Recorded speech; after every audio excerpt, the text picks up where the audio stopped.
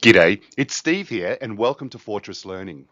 In this bite-sized tutorial, I'm going to explain the process of contextualizing units of competency to provide a more relevant and meaningful learning experience. So, what is contextualization? Well, it's all about customizing and presenting training content and assessment activities in a way that reflects specific organizational or individual job role requirements. This means ensuring that the skills and knowledge learned are directly transferable to the workplace.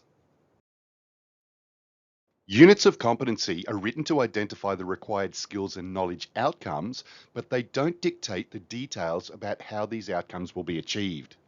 This is where contextualization comes into play. Let's take a look at a unit of competency called BSBTEC101 Operate Digital Devices.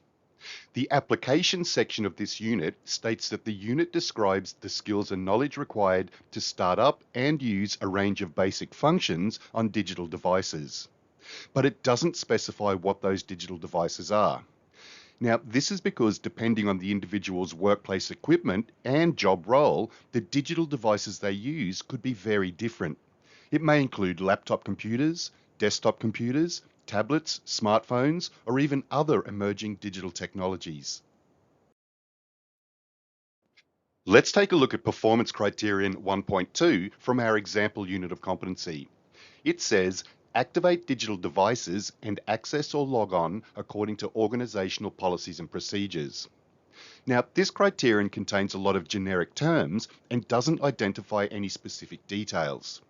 Now, the process of contextualization involves replacing these generic terms with details that are specific to the organization and learner's work environment. Let's say that you're going to teach this performance criterion from the Operate Digital Devices unit to a group of people who are about to start work at an organization called Digital Media Solutions. At this organization, they only use laptop computers which are connected to the DMS network portal. All staff are required to sign into the network portal by following the procedures documented in the DMS network portal sign-in policy. Let's take a look at the information we've gathered about the Digital Media Solutions workplace, including the terminology they use, and match it to the generic terms we identified in this performance criterion. Let's start with the term activate, which means to turn on the device. Next, the term digital device. This is the laptop computer, which is the specific equipment used at the DMS workplace.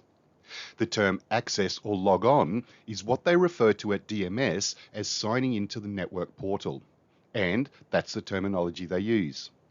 Finally, the criterion refers to the term organizational policies and procedures, and at this workplace, it's the DMS network portal sign-in policy. This criterion can now be contextualized to identify what needs to be taught and ultimately assessed to meet the outcomes required that relate to the digital media solutions workplace.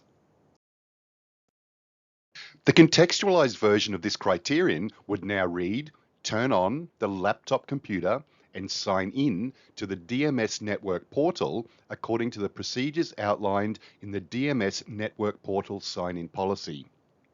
This contextualization ensures that the skills and knowledge learned and assessed can be directly transferred to the digital media services workplace.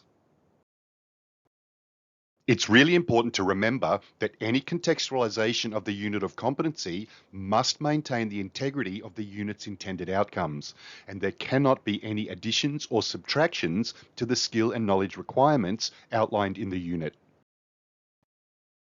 Contextualizing the content of units of competency helps to ensure that the learners understand the purpose of the skills and knowledge they're learning, and importantly, how it will apply to the context of their own workplaces. If you'd like to learn about what's involved in contextualizing qualifications, watch our bite-sized tutorial called What's a Qualification and What Are the Packaging Rules? Thanks for watching, and if a career as a trainer in vocational education is something you're interested in, contact Fortress Learning to see just how you can get started.